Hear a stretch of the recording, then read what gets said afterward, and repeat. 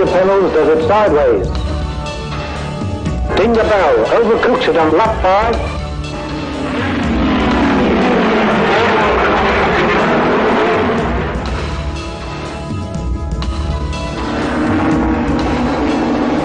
Going to win. It is anybody's race. 10, 9, 8, 7, 6, 5, 4, 3, 2, 1. The race is on. Now the speed builds up here. Your heart goes right into your mouth. Very close to being whacked. Very lucky boy. Yes, he is. They hurtle down towards Hotel Lisboa.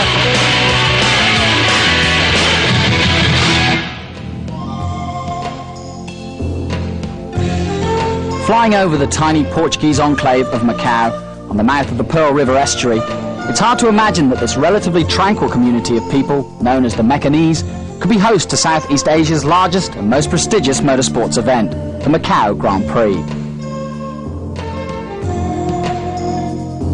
But once a year in November, this bustling enclave comes to a halt, and all efforts are turned to this unique motor race around the tight, twisting streets of the colony.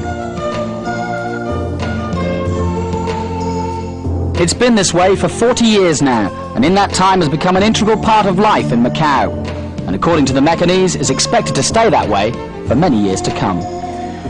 Indeed, the Macau Grand Prix, that is for 30 years, is really the most important event of Macau. Since the beginning, the local community are involved. As I suppose you know, the first race start like a race among friends, not serious event, but after that, the involvement of all the community, not only the private, the officials, the army, and also the community from Hong Kong. It was really a very important event for Macau, and since the beginning, the interests of Macau Grand Prix is connected with the tourism. In 1954, Macau was a far cry from its status today as a centre for tourism, commerce and development. And in many ways, perhaps the last place you'd expect a Grand Prix to develop. Yet in some ways, the timing and location were perfect. The world was coming out of austerity after the Second World War, and people were finding that they had the wherewithal to enjoy themselves. And one of those ways was motor racing. Now, back in Europe, you had people like Fangio and Moss tearing around circuits. But here, there was nowhere really for anybody to get involved in motorsport, certainly not in Hong Kong. There were no circuits, and at that time, certainly in Hong Kong, motor racing was completely forbidden. And then suddenly in Macau, where perhaps the laws are a little less rigid, four guys had the idea of holding a rally around the streets here, but they didn't really have any idea as to how to put it together, and they contacted the Hong Kong Motorsports Club.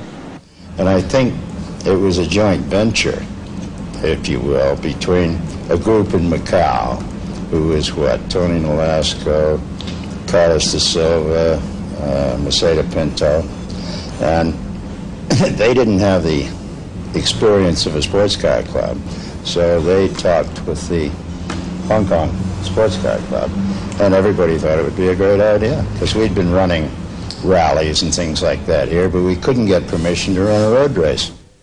Paul Dutoit, a Swiss motorsports enthusiast, was the man they wrote to about their proposed treasure hunt around the streets. But when he came over and drove around the proposed circuit, he declared, "This is not a treasure hunt. What you have here is a Grand Prix." The idea was easily sold, and within a few months, preparations were made, pavements and gutters covered, and all protruding trees and lampposts were coated with white paint. The 3.9-mile-long circuit was aptly named the Gear, after the hill that dominates its route, and Macau was now ready for the first Grand Prix ever to be held on the China coast. Over the weekend of the 30th and 31st of October, two events were planned: a speed and regularity trial for production cars on the Saturday, and the main event, the Grand Prix, on the Sunday. There was also a ladies section, and local Mecanese couple Mr. and Mrs. Ribeiro entered, and both were winners in their respective classes. I was driving the Fiat 1100. Well, I was invited by the Fiat garage in Hong Kong to drive their car for them. And it was the same car that Richie won the day before. It was the same car. And when he won in that race, the car came in and they quickly changed all the tires, new tires for me to drive, take off. And it was very exciting. And when I passed by the barracks going up, the soldiers were all lined up. They said, "The girl can drive, the girl can drive." They were all shouting because I was Portuguese, the only Portuguese lady driver in the race. So they were all excited and clapping. George Baker, like many who share fond memories of Macau, was a motorsports enthusiast first and foremost. A Pan-American pilot by trade, based in Hong Kong, he took part in the first race and was soon to become one of the event's greatest characters. In 1954, he entered a Ford Anglia and lost control on the treacherous Donna Maria bend in practice and was unable to race the following day. I didn't realize that it had all the, you might say, the suspension of a kid's wagon. It was useless going around corners, so I rolled it on the hairpin. In fact, I was quite lucky because I rolled it up on the wall. And if it rolled a little bit further, it had gone down about 50 meters down the other side. But instead, it rolled back onto the track. But that put the car and me out of that race. The first Grand Prix saw a Le Mans-style start with the drivers running across the track to start their engines. First away was Dinger Bell in his Morgan, followed by race organiser Paul Dutoit in a TR2 and Roger Pennell in an Austin Healey. Macau driver Fernando de Macedo Pinto got off to a terrible start when his trousers caught around the gear lever, and in the excitement he forgot to take the handbrake off.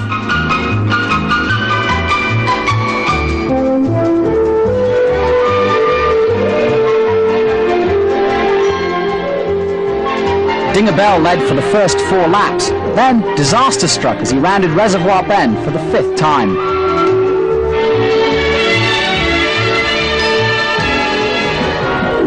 Dinger Bell overcooks it on lap 5 and goes over the wall, after setting up the lap record of 4 minutes and 12 seconds, a lap speed of 55 miles an hour, and he's out of the race. The car stopped just a few feet in front of the water's edge. The wheel was of course retrieved, but to no avail. Dinger's day was done.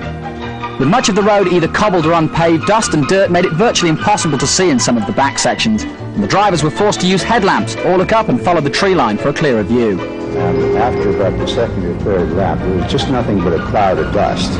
So you couldn't see the walls on either side. And you used to look up because the trees arched up and over, so you could stay between the trees. With Dinger Bell out of the race, the TR2s of Eddie Cavallo and Paul Dutoit took 1st and 2nd place.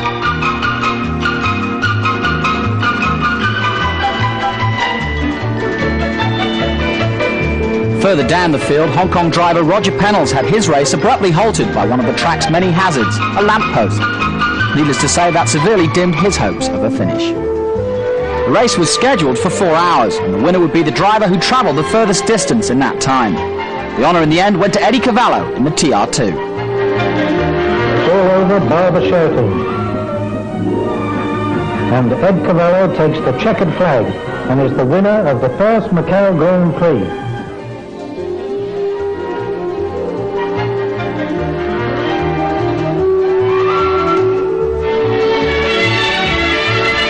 From that day on, the Grand Prix has never looked back and grown in stature each year to its world-class status of today.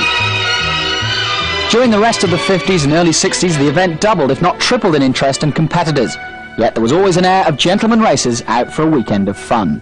I would say it was far more a club spirit, if you will, rather than out-and-out international competition, which it is now. Because even if one of your closest competitors, say he blew a tire and didn't have a wrench or a jack or something, everybody'd rush to help him get his car fixed. And I think I still remember helping competitors when they'd blown an engine in practice and loaning them a mechanic and they'd rebuilt it. Had to run it in for 1,000 miles or something, And I said, well, never mind, I'll drive it for 5 hours. You get somebody else to drive it for 5 hours, and all night long we'd drive that car around the track. And that's the way everybody felt about it. You weren't being subsidized by anybody, you know, so you had to prepare your car yourself, or get it prepared, and then ship it down there, and that was quite risky also, you know, winched on board a junk, and all the way to Macau, and unloaded there, and you had to get it down to the naval dockyard and continue work on the car. And it was pretty hard going, you know, and it was quite serious. It was also becoming serious in its attraction of some of the top sports cars in the world, with Jaguar, Ferrari and Mercedes all filling the top places. In 1959, it was the year of the cat, as tenacity paid off finally for Cathay Pacific pilot Ron Hardwick of Hong Kong. And despite the collapse of the bridge after the first lap, he went on to record his first victory in the Grand Prix in a Jaguar XK SS, having been runner-up for the last 2 years. I had a car which they say just wouldn't race, and I went out, took the lead, and got past the bridge. As we mentioned, the bridge came down, came in, and out we went again, and I never lost the lead. The year before, George Baker had been to see Enzo Ferrari in person, who promptly gave him a new engine for his Ferrari Monza. But after scraping it along the seawall at Macau, George opted for the Beast, an aptly named 5.5-litre Ford in 1959, a disguised Indianapolis racer, but a real crowd puller. It was great. It was more like a sprint racer. Go fine and very fast, high acceleration in a straight line. As soon as you got to a corner, all hell broke loose. It was fun to drive. Cars like the Beast were all part of the fiesta spirit that was now making Macau not only a great motor race, but a major social event on the Asian calendar, as it is today. It's the most important event of the year. It's something they look forward to. It disturbs their daily life tremendously. Roads are being blocked off. People live in houses that actually join onto the road. They can't get in, they can't get out, except for certain times of the day. They don't seem to mind. It doesn't seem to bother them. They seem to join in with the spirit of the racing event. They've done that all the time, and I think today is not that much different. I think I was probably the most comfortable driver in the rain because I had the windscreen wipers going, a nice big windscreen, and radio on, and it was quite a pleasant drive. Sandwiches? I didn't have any sandwiches, Hardwick. You keep saying. You used the to cigar lighter worked, yes. You had 77 laps of the Grand Prix. Yeah. Then you had 40 laps of the production car race. I thought it was 50. I can't remember. No, 40. 40? And then you had 25 laps of the ACP. And you slept for the next 2 weeks.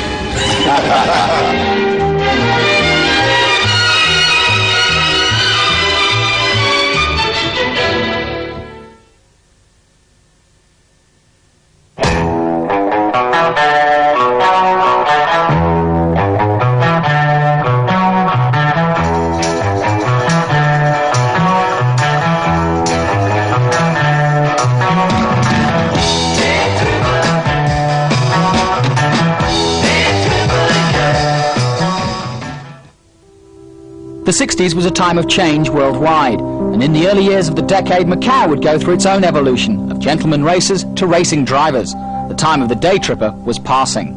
I think certainly through the 50s it retained this clubman's atmosphere.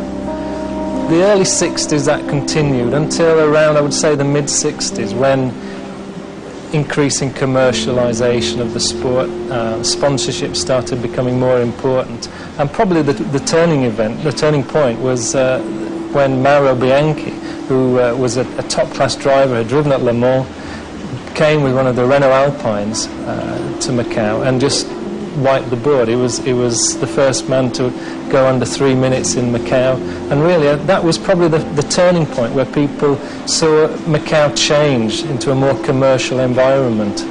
In fact, Bianchi came first, Albert came second that year. Then that old 23 Albert, yeah. And but being a factory car and a factory driver, then we figured, we were just about being second it was just as good as winning the thing, because he's a pro, like George said earlier. The race all year long, and we only get 1 or 2 at most 3 races a year, then in Johor or Singapore, that's about it. So we were quite satisfied with it. The one driver that really shook Macau down shook him up is Kevin Butler, came in the Milton Alpha, around 2.5 liter. That was unheard of. Took it down to 2 minute 20 something. But mind you, in the early 60s, Sterling Morse visited Hong Kong, and he was taking down to Macau, and his reaction was, given a proper Formula 1 car, could do that in 2:25. Look what it is now. The gear was now, of course, a fully asphalt-paved circuit, and lap times were dropping every year. Let's take a trip round in the mid-60s. First, to Statue Corner, a right-hander which is taken in second gear at about 45 miles an hour. Next, it's up Hospital Hill in third.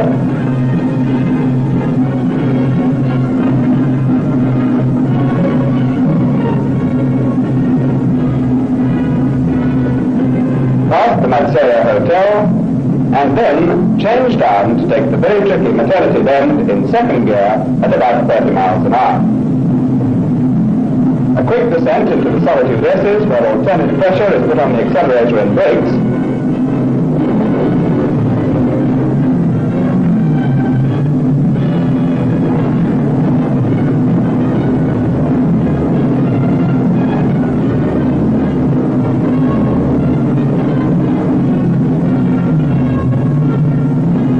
Then out of the S's, and the heat is on as we wind up Faraway Hill.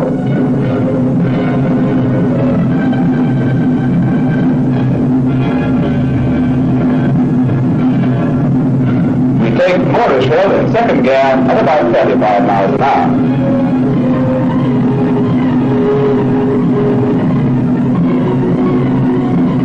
A quick change down for the Donna Maria bend.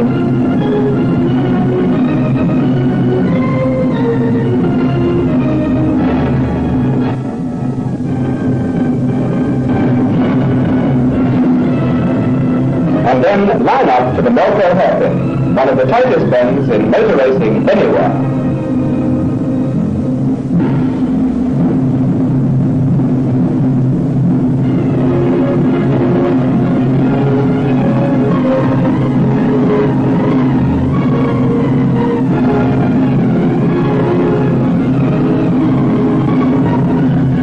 The engine howls up to peak revs, flashing down the Fisherman's Bend.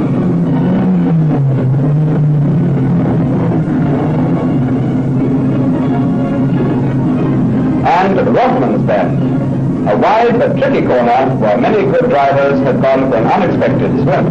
Baby, you can drive my car. Yes, I'm gonna be a star. Baby, you can drive my car. And baby, I love you. Beep, beep, beep, beep, yeah. Beep, beep, beep, beep, yeah. Beep, beep, beep, beep, yeah. Beep, beep, beep, beep, yeah. Despite the emergence of a more professional field in the 60s, there was, as there is today, plenty of room for local enthusiasts. They came, of course, from Hong Kong and Macau, but also from Japan, Singapore and the Philippines, many of whom combined their business activities with the pleasure of racing. I was in the business of motor cars, sports cars, Porsche in particular, since 1965 in Hong Kong and in Germany prior to that. I started my own business in 1975. I started racing in 1968 in Macau. It was seen to be an extension of the business that I was working for at the time, preparing cars for customers for Macau.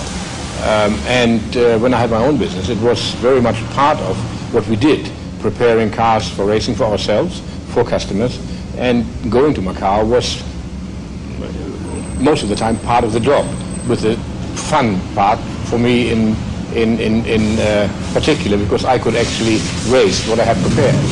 At that time, I just more or less as a hobby, and when come Macau time, I just get 1 or 2 mechanics to take 2 weeks sick leaves on the regular job, and they come to work in my garage at home, and that was it. There was plenty of room in the 60s for the Grand Prix to continue to fill up the treasure trove of memories for the original gentleman races, even if most of those stories were now of close shaves rather than victories. Last practice lap time before the Grand Prix, and came tearing down Yacht Club Bend and lost it. It went backwards into a lamppost, and looking at the pictures I have, the car was sitting in a puddle of petrol, I'd say, to the windows there, all around. And how the whole thing didn't go up is amazing. And there's a very nice picture of Albert Poon carrying me out of the car. But that was a shame. That it ruined my day, ruined my back, and. In actual fact, you didn't get injured that much until the lamp standard fell off the lamppost and hit you on the head. That's the story I got. That hit me on the head, okay, so that was all right. But the lamppost got me in the back, and that wasn't very comfortable. Safety from crashes such as these are paramount in a motorsports event, and Macau, with its unforgiving walls and tight twisting corners, soon found that now that the racing was reaching professional levels, so too would requirements for safety. But 1967 brought the greatest reminder of all, as Macau was stunned into silence when one of its greatest champions was killed. Dodgy Laurel of the Philippines, who'd had 2 successive wins in 62 and 63, had come back in 1967 with a Lotus 41. But on lap 3, the car overturned on Yacht Club Bend and immediately burst into flames, with Laurel dying instantly. And then tragedy. A huge column of smoke rises over the gear circuit. Dodgy Laurel has crashed and his Lotus has caught fire. This is the first fatality at Macau. The race goes on, but Teddy Yip withdraws his car, the Lotus 22, which was driven by K.N. Soon, and the ACP flags are flown at half-mast. I think everybody had second thoughts, and they were all, of course, very upset that Dodgy had bought it. It also drove home the fact that the cars you were racing in, especially the Formula cars, were extremely fragile and flimsy, and the built-in safety was non-existent compared to today's cars. Today's Formula cars have carbon fiber tubs. They can have their wheels and suspension ripped off. They can fall apart around the driver's tub, and the driver will walk away from it, shaken but not injured. There was no such thing in the early days.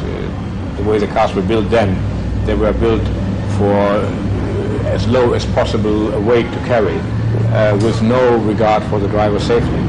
They could never make it a completely safe circuit, though. It's impossible when you look at the layout of the circuit, the walls, and people like Jackie Stewart, who are very opinionated in circuit safety, have said that they really question sometimes whether we should be racing here.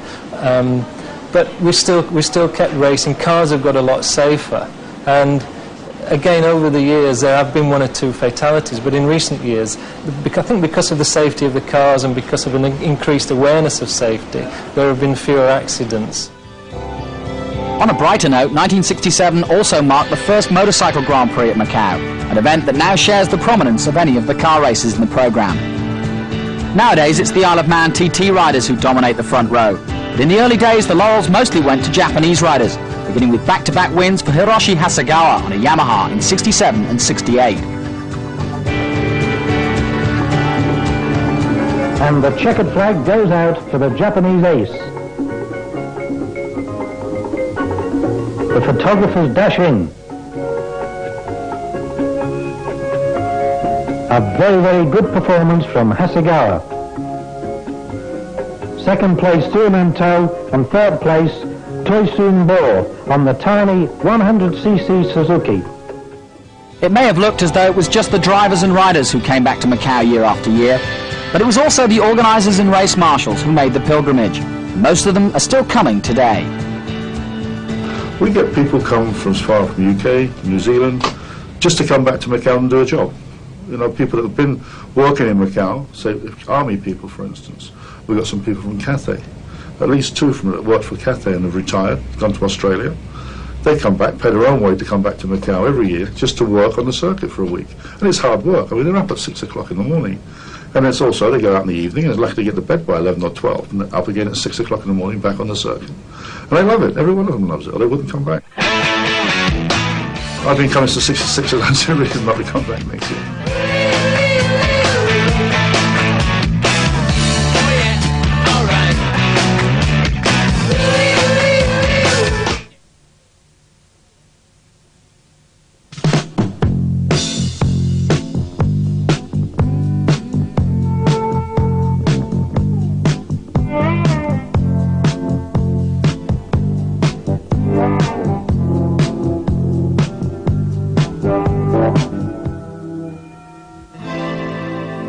There's no question Macau has grown over the last 4 decades, a growth paralleled by the Grand Prix. And as it moved into its 3rd decade in the 70s, a far more international feel began to dominate the weekend's racing. Much of it, though, was driven by locally based Bob Harper and Teddy Yip. Bob Harper was as influential as anyone in raising the status of the Grand Prix internationally, having been part of the event from the beginning in the 50s, where he raced himself and sponsored the likes of George Baker's Beast. Harper then continued his association through the 60s and 70s and struck real success for his team with Austrian driver Dieter Questa. And later Riccardo Patrese, the current Italian Formula One driver. He was also responsible for the Race of Giants in 1978, a grand event mostly paid out of his own pocket, which included the likes of Mike Hailwood, Jackie Ick, Sterling Moss and Bobby Unser.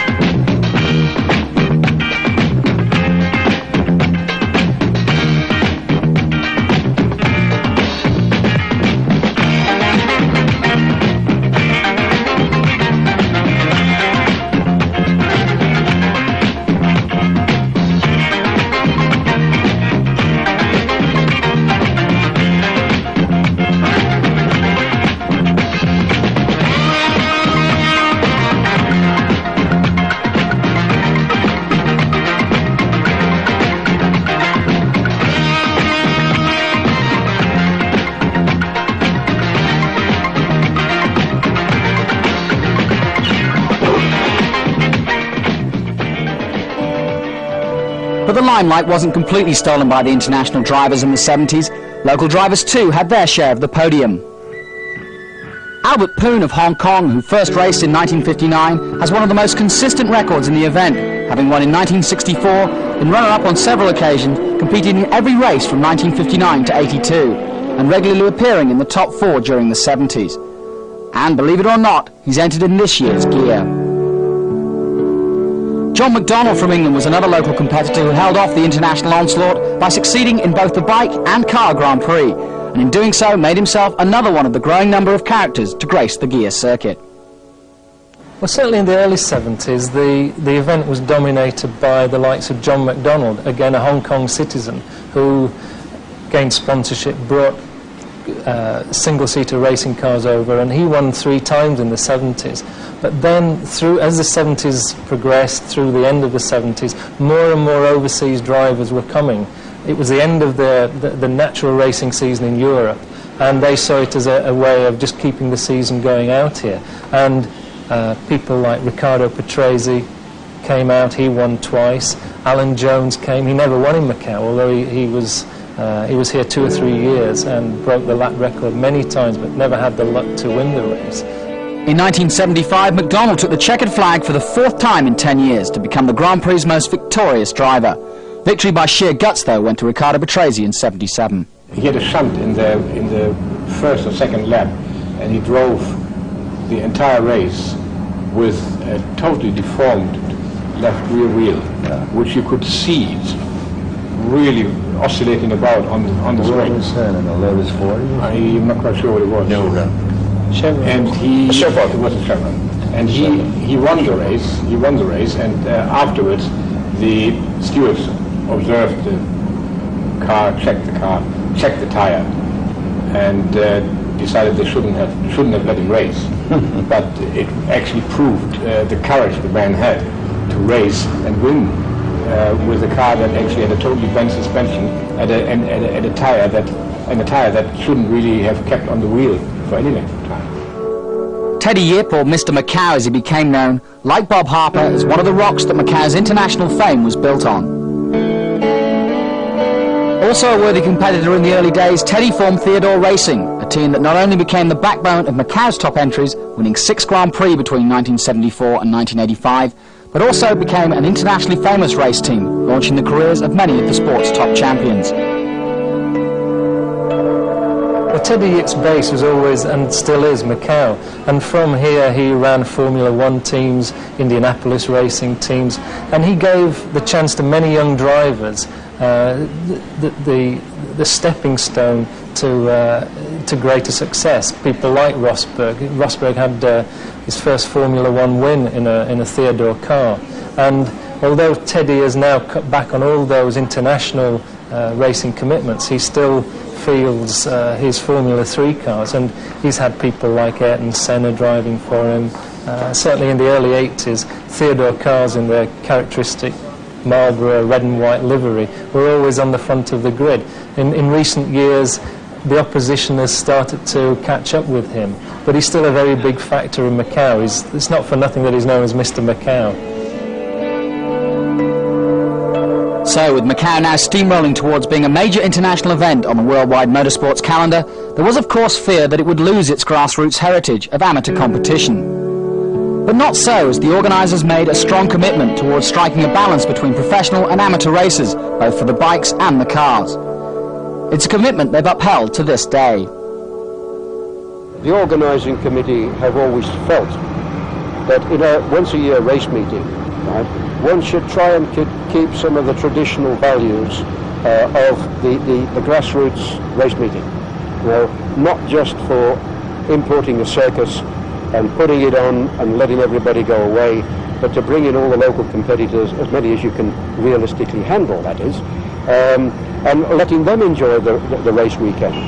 And in practice, you find that the clubmen, if you like, that come in for the support races, they bring with them a lot of people, you know, all of their friends.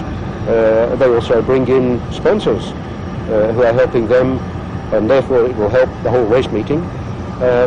So it's a little bit like a pyramid, and at the top of the pyramid you've got your international competitors, but down at the bottom you've got your grassroots guys who still thoroughly enjoy the race meeting.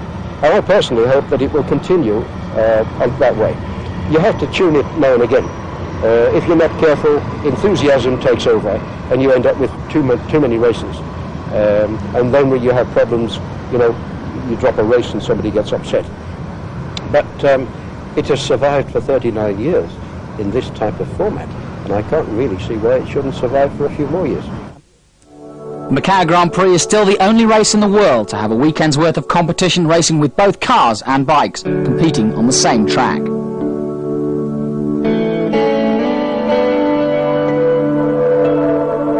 Some of the teams, some of the people, some of the visitors, they come for the first time to Macau. And what they find on the Macau Grand Prix is not only a racing event, is an ambience of fiesta. It means they have all sort of entertainment and all sort of, let's say, friendly people in Macau that provides them with something that they cannot find in other events. And this is exactly what makes the Macau Grand Prix unique.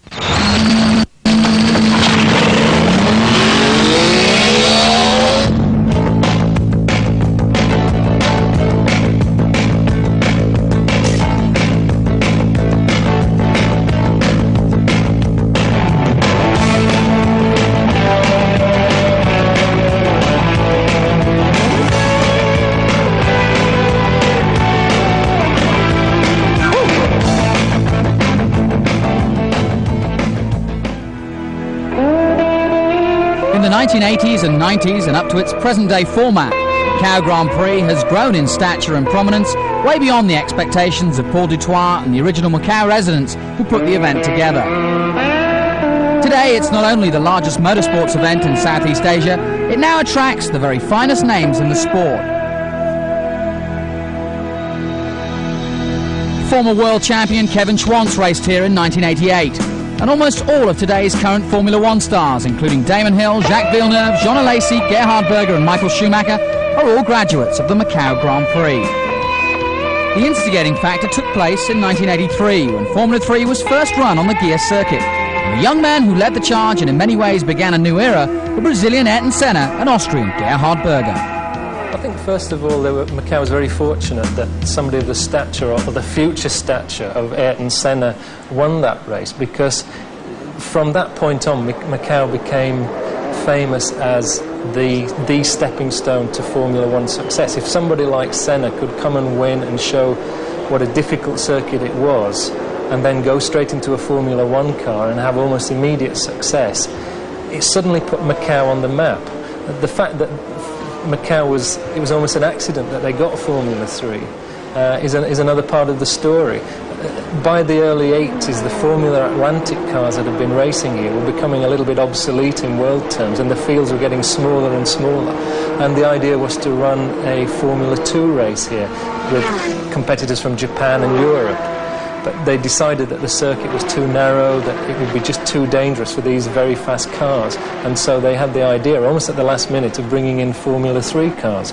And that was, in a way, a very fortunate brainwave that has paid off dividends for Macau in recent years. That year, Senna blew the rest of the field away, perhaps a precursor to the dominance that would see him win Monaco in Formula 1 6 times. His good friend Gerhard Berger remembers the Macau weekend with great fondness as a massive turning point in his career. I remember very often this race, because this race was a key point to my Formula One career. Because I went to this race and I finished third, and I was very young. I was just coming into German championship, and nobody really took it serious, because the big championship was the English championship, and nobody of the whole international motorsport took the Germans serious these days. But when I finished third here, they started to take me serious. But still, it was funny when I arrived here and I walked around the circuit. I couldn't believe the circuit. You know, it was a dream for me, because that's exactly what I like. You know, it was bumps and up and down, no runoff areas, dangers and atmosphere and great. The only thing what I didn't like when I arrived, everybody says the race gonna be, the winner of the race gonna be Senna, because I didn't know Senna these days. I mean, I hear the name, but I didn't know him that close, you know. And these days, if you're in this age, you don't have respect to other drivers, because otherwise you lose already your chance already before you even start. So I said, what are they all talking for? They're all talking Senna gonna win this race, you know. I'm here too, you know, and a lot of other drivers here too. And finally, Senna won the race. And I remember it started. There was Senna leading, Guerrero was second. It was under the gearbox of Guerrero. Guerrero was under the gearbox of Senna. And every corner, Senna just moved 30 centimeters further, you know, until he was gone, you know. And I think that was the first time I realized that Guerrero was quite good. Yeah, I mean, I was there in '84. I won it in '84. The year before, Ayrton Senna won it. And it was a great race for me, because it was a comeback race after 3 months out in hospital and all that. So I had a lot to prove, and it was an exciting race. I lost the front wing in the first race and had to run with a handicapped car, and I just had to fight like mad. And you know, then I won the second race on the Sunday, and totally I was the winner. And it was a great moment. And Macau is one of the great circuits, and for a street circuit, it's very, very quick. In the early 80s, the bikes too were beginning to take on a world-class clientele, as the likes of Eddie Laycock, Joey Dunlop and Didier de Radigues all came to the circuit, now being compared to the Isle of Man TT. It's a great week, really, like the race week. It's very much like the Isle of Man TT. I think it just has its own special place in the calendar at the end of the year. And yeah, it is very tight here, all right. There's absolutely no room for error at the speeds the bikes are getting up to now. Like I think last year we were clocked on the straight is something like 172 mile an hour, so if you have a problem, like, you know, you just can't afford to have that problem, basically. But yeah, it is like the Isle of Man. It is quite dangerous. I tend to ride here sort of 9/10, so just leave that bit just for error. Eddie unfortunately never won at Macau, and that in part may be due to the fact that two men dominated the 80s. Ron Haslam, who won 6 times between 81 and 87, and Didier de Radigues, who after being runner-up to Haslam twice, finally won in 1991. I've always been attracted by Macau. Sure, I know it's a dangerous track, but I've never been, first of all, I've never been impressed by the danger, so that's why everybody was telling me, it's dangerous to go there, but I didn't really see the danger. The only thing I know is I like this track, and I like the atmosphere of this Grand Prix, because it's not for the World Championship, and it's not exactly a holiday, because when you're on the track it's a real race, and I had a very tough race against Ron Haslam when I went there. But it's part of my best memories. The first time I went there was on a Honda, and I think I won one of the 2 races. The second year was on the Chevalier, also I won one of the 2 races, and the third year was on the Suzuki, where I won all the 2 races. The gear race has evolved out of the old production car race and began in 1972, and as though not to be outdone, began to attract bigger names from 1984 onwards.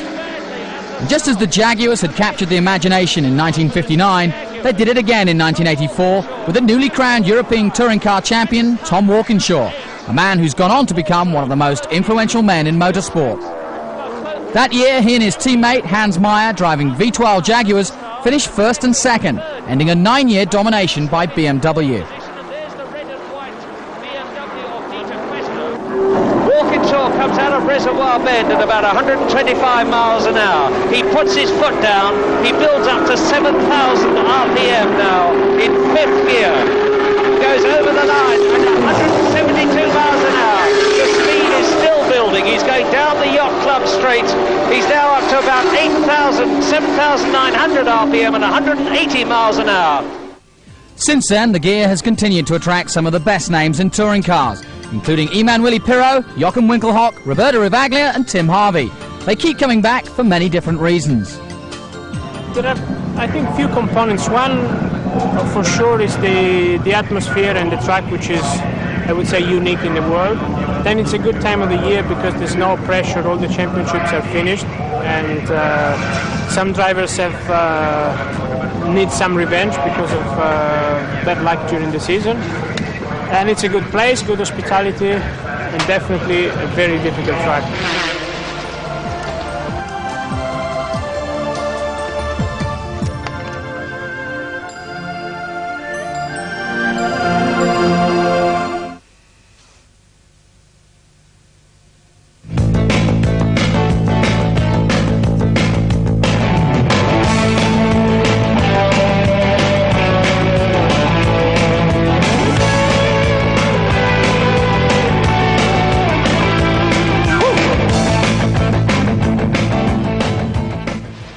Nowadays, the Grand Prix still retains its end-of-term spirit, but for the Formula 3 champions, it's the ultimate test and a sort of Formula 3 World Championship.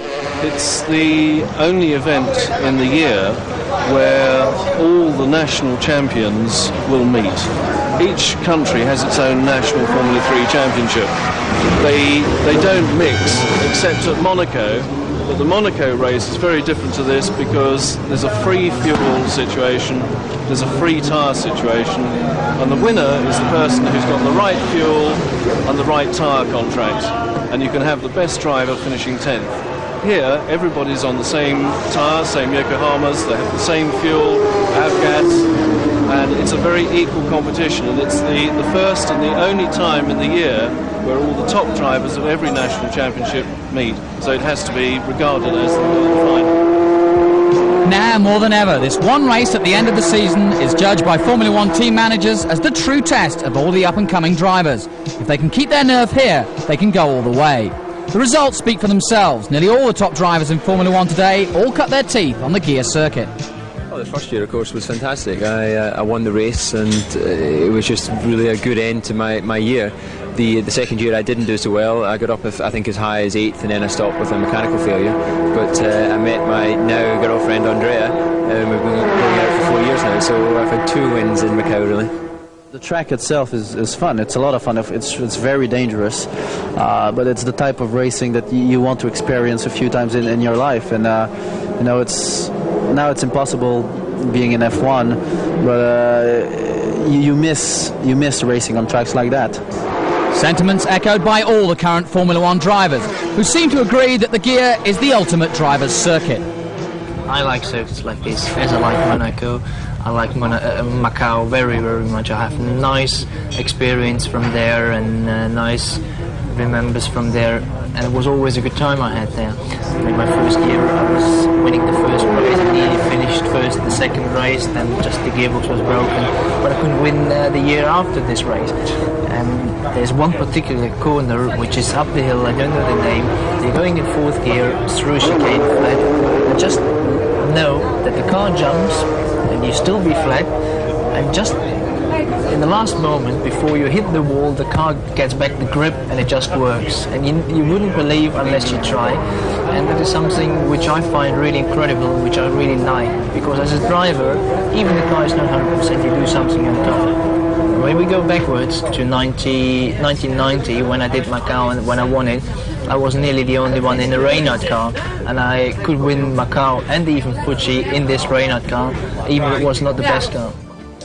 5 years on from Michael's win, and the same name, the same WS team, and even the same result, as in 1995 Ralf Schumacher etched his name into the history books. And he won it in style, even attempting an overtaking manoeuvre around the outside at Lisboa that even his brother Michael would tip his hat to. And just as Ralf and Michael have gone on to Formula One, the Mecchanese now hope that their native son, Andre Couto, who drove brilliantly in 1995, will do the same. At only 18 and without any previous F3 experience, Couto challenged Schumacher all the way, leading for the first 2 laps of the second leg. He and Macau's hope is to emulate his heroes in Formula One, and of course, more importantly, be the first Mecchanese driver to win the Grand Prix since Eddie Calvaro won the first race in 1954. Eddie's TR2, like most of the great champions, now rests in the Macau Grand Prix Museum as a monument to this incredible motorsports fiesta. But if you ask any of those who've been privileged enough to be involved in the event, driver or observer, they'll tell you that it's not about bikes or cars. It's about a unique weekend of pure motorsport, filled with a myriad of great memories. Of course, when you sit in your car, you think that you race the race of your life. I had a damper put on that because I thought everybody else must have been just as interested in racing as I was, until I saw a marshal who had fallen asleep on the seawall between Fisherman's Bend and our bend, rolling off, in his sleep, rolling off, falling onto the track right in front of me.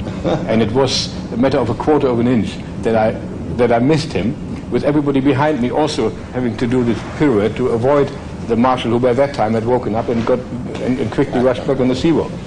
And I had to say to myself afterwards, if that is how they perceive motor racing, then it isn't perhaps such an exciting race. I think the abiding thing that I have in my mind is that the technology has improved, the race has got faster. Despite all these things, the essence of the Grand Prix hasn't changed at all. It's still about people coming here to race, to have a good time in the evening, because it is such a small place. Drivers, spectators, marshals all mingle, and in the world of Formula One that just doesn't happen. They jet out to their hotels or wherever. In Macau that's not possible. They all stay together, and there's a real camaraderie, which maybe not quite as strong as it was in the 50s, but it's still there. And I think it's this element of all being in the same thing together, enjoying it, is just as strong now as it was then. I had the quickest lap in the race, and after was a party in the evening, and we went to the party, and there was Ayrton sitting, and Ayrton comes to me and says, listen, and I looked to my times after, and I didn't feel that I have the quickest time. I had a quick time, but I didn't have the quickest time. It didn't show on my numbers. And Ayrton comes to me and says, listen, you have the quickest lap time. I say, yes. And he says, but I think I have it. And I think, yes, I think also you have it, because I didn't see it on my thing, you know. And then we start to talk. And that was basically the first contact that we had. Noisy motor racing, good spectator entertainment, it's parties. If you feel like going gambling in casino, there's a lot going on. And people do come over and thoroughly enjoy themselves. They say it's one of the few sporting events where you can have both a sporting event and a lovely sort of social week all combined into one.